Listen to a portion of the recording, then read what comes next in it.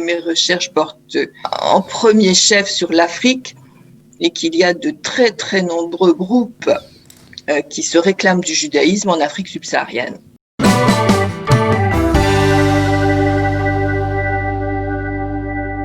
Nous allons avoir le plaisir de nous entretenir avec une anthropologue française dont les recherches portent sur le phénomène contemporain des pratiques juives ou judaïsantes d'Afrique subsaharienne. Alors tout ça paraît bien compliqué, mais pourtant le sujet est passionnant puisqu'on va en fait parler avec elle des diasporas oubliées ou méconnues. On va parler de la façon d'être juif ashkénaze ou séfarade. Est-ce que c'est pareil? Est-ce que c'est tellement différent? Voilà, et puis évidemment, si vous êtes passionné par les tribus perdues, les juifs d'Inde, d'Afrique, de Chine, tous ceux qui se réclament de la tradition juive, eh bien c'est exactement la personne qu'il faut écouter, puisque c'est une spécialiste. Elle donnera une conférence mardi 24 novembre à 11h. On est ravis d'accueillir Edith Bruder. Bonjour Edith. Bonjour.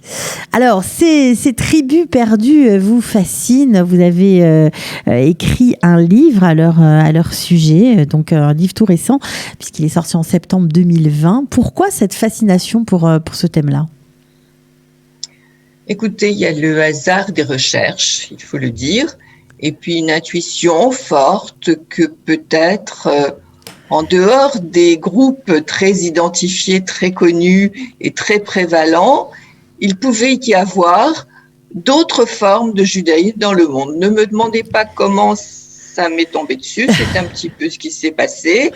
Et là-dessus, j'ai tiré le fil, et ce fil est très, très abondant puisque mes recherches portent en premier chef sur l'Afrique et qu'il y a de très, très nombreux groupes qui se réclament du judaïsme en Afrique subsaharienne.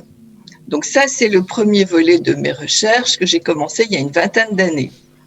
Et puis, ce livre dont vous parlez, qui est sorti en septembre 2020, Juif d'ailleurs, c'est un élargissement de ces recherches, c'est-à-dire qu'avec l'aide de 34 autres chercheurs, nous avons exploré tout le champ des diasporas soit oubliées, des diasporas du passé avec des traits particuliers, ou alors des diasporas contemporaines émergentes qui s'intègrent, qui veulent s'intégrer au judaïsme et qu'on ne connaît pas. Donc en fait, si vous voulez, ce livre, c'est en quelque sorte une réentrée de ces diasporas ou de ces groupes dans la conscience historique.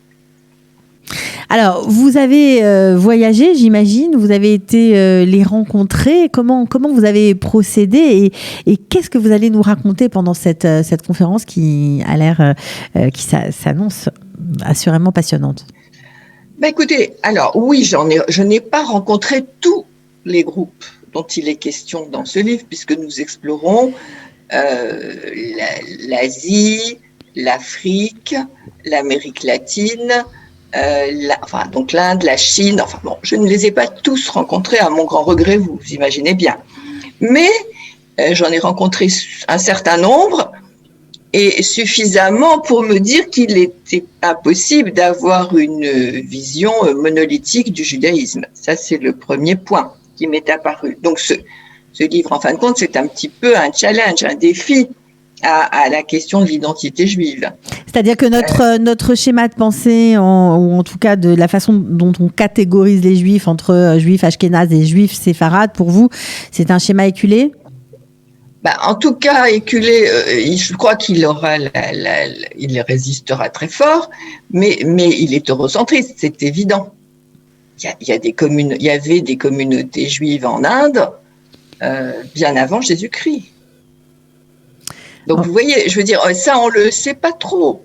Donc, en quelque sorte, si vous voulez, la question des catégories raciales, etc., est forcément traitée dans cet ouvrage, puisqu'on n'imaginait pas qu'il pouvait y avoir des Juifs. Il y a eu des Chinois.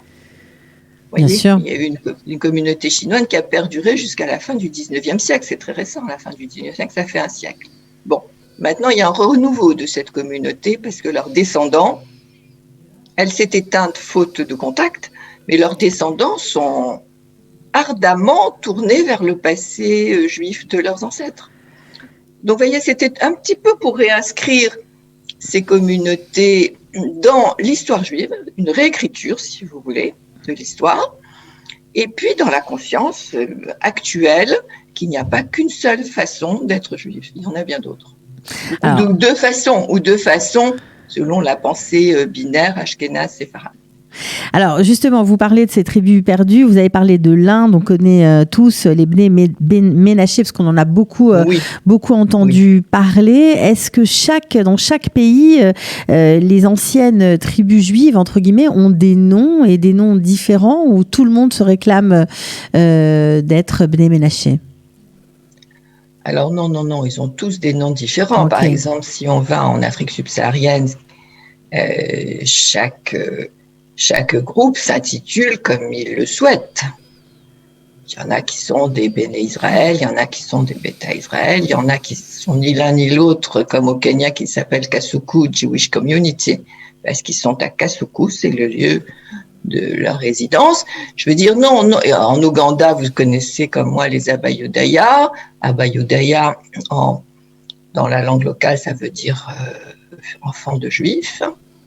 Vous voyez, non, il y a de multiples communautés avec chacune une impulsion, puisqu'elles sont connectées bien sûr par Internet, mais isolées par ailleurs, et une vision de leur judéité.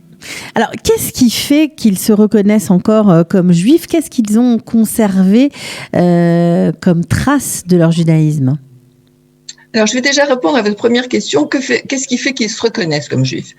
Alors, en quelque sorte, il y a plusieurs accès. Le premier accès, c'est celui que j'ai pu observer jusqu'aux années 2000.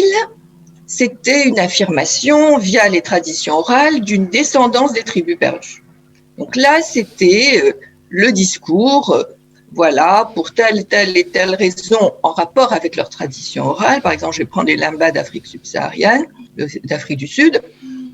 Les Lambas, leur tradition orale leur apprend et nous révèle que leurs ancêtres étaient venus probablement d'Arabie, ils s'étaient descendus jusqu'à l'Afrique du Sud, où ils s'étaient mariés avec des femmes qu'ils avaient converties, et donc leur tradition orale et leurs rituels sont en rapport avec l'Ancien Testament. C'est ce qui fait qu'ils se réclament des tribus perdues. Alors ça, c'est toute une phase qui a débuté avec les Éthiopiens, si vous voulez, qui ont été un espèce de levier pour les autres groupes d'Afrique subsaharienne qui portaient déjà en germe cette inspiration et ce désir d'affiliation. Et puis, par ailleurs, depuis les années 2000, je constate que le phénomène a complètement évolué. Ils n'ont plus besoin de se réclamer des tribus perdues.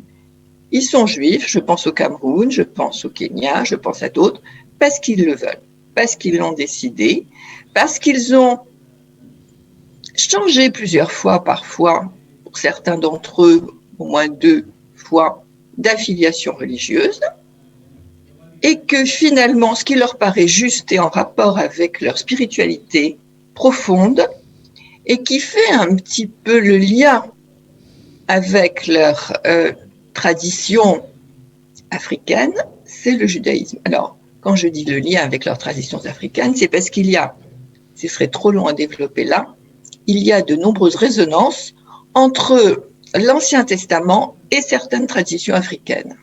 On trouvera ça très bien dans le livre, pour ceux que ça intéresse. Ok. Donc, on comprend évidemment qu'on va découvrir beaucoup de choses, mais est-ce qu'il reste comme chez certaines tribus perdues, est-ce que vous abordez les traditions qu'ils ont gardées, les rituels qu'ils pratiquent encore et qui viennent forcément du judaïsme? Alors, certains vous disent qu'ils ont toujours pratiqué la circoncision au 7e jour. Il est certain que dès lors qu'ils se réclament du judaïsme, ils pratiquent les traditions, le Shabbat, etc. Enfin, je veux dire, toutes ces traditions font partie de leur mode de vie. Alors, et on sait que certains ont fait des démarches pour être carrément intégrés voilà, dans la communauté juive et d'être reconnus par le rabbinat d'Israël. Est-ce que vous abordez ce thème dans votre livre? Est-ce que vous allez parler de ça pendant la conférence? On va l'aborder, que ce soit une source d'interrogation, de questionnement et d'adaptation. Oui, nous ne faisons pas partie des autorités rabbiniques. Non, bien sûr que non. C'est sûr, on observe et on suit les différents mouvements qui se passent entre ceux qui aspirent au judaïsme et ceux qui détiennent l'autorité de les reconnaître comme tels ou pas. Maintenant, ça n'est pas une question simple, je n'ai pas besoin de le préciser. Alors, pour suivre cette conférence, je rappelle, qui aura lieu le 24 novembre à 11h sur le centre communautaire virtuel. D'ailleurs, c'est assez facile. Vous tapez centre communautaire virtuel Kalita sur Google. Vous aurez accès au site qui est dédié voilà, à ces conférences et vous aurez le lien pour suivre la conférence de Edith Bruder. Est-ce qu'il faut avoir un petit background ou est-ce que même si on n'est pas chercheur, on n'est pas tout à fait au courant de vos découvertes, on peut suivre facilement cette conférence? Je pense très sincèrement que sans être chercheur, avec mes collègues, puisque c'est un livre où 34 chercheurs sont impliqués, on a fait en sorte, en tout cas c'est notre volonté, de mettre à la portée, à la disposition de tous les lecteurs, des connaissances que certains auront envie d'approfondir parce qu'ils ont le temps, la curiosité pour cela, mais on peut tout à fait lire cet ouvrage. Comment vous dire, il y a plusieurs degrés, voilà, mais il n'y a aucun problème pour entrer dedans et s'imprégner de ce que sont chacun de ces groupes. Alors, juste pour terminer, Edith, puisque vous avez voilà, beaucoup travaillé sur ce sujet, est-ce qu'il y a une communauté en particulier ou une histoire que vous racontez qui vous est, on va dire, plus proche, qui vous parle davantage? Voilà, je connais mieux l'Afrique puisque c'est, comme je vous l'ai dit, c'est mon terrain de recherche. Mais je ne peux pas dire que je sois plus émue ou plus touchée ou plus accrochée par eux que par d'autres. Je trouve l'histoire des Juifs du Konkan en Inde exceptionnelle. Je trouve l'histoire des Juifs de Kaifeng et le renouveau de cette communauté au XXIe siècle exceptionnel. Non, je ne peux pas vous dire que j'ai une préférence pour qui que ce soit. Ce sont des histoires absolument passionnantes et qui méritent d'être connues et réinscrites dans notre histoire. En tout cas, merci beaucoup Edith Bruder. Donc avec vous, merci, on comprend bien pour ceux qui ne connaissent pas vraiment ce sujet, eh bien que les Bnei Ménaché ne sont que la partie immergée de l'iceberg. Il y a beaucoup d'autres communautés ou tribus perdues, voilà, qui existent en Afrique, en Chine, en Inde, bien sûr. Donc vous allez en parler mardi 24 novembre à 11h. On vous remercie d'avance. J'espère qu'ils seront nombreux à vous suivre. Voilà. Évidemment, c'est une conférence tout à fait gratuite. Qui vous permettra bien voilà, justement d'aborder ce thème. Je rappelle que vous avez écrit un ouvrage qui s'appelle Juifs d'ailleurs, diaspora oubliée et identité singulière. Voilà, vous en parlerez évidemment pendant cette conférence. Merci beaucoup d'avoir été avec nous. Merci à vous et bonne journée.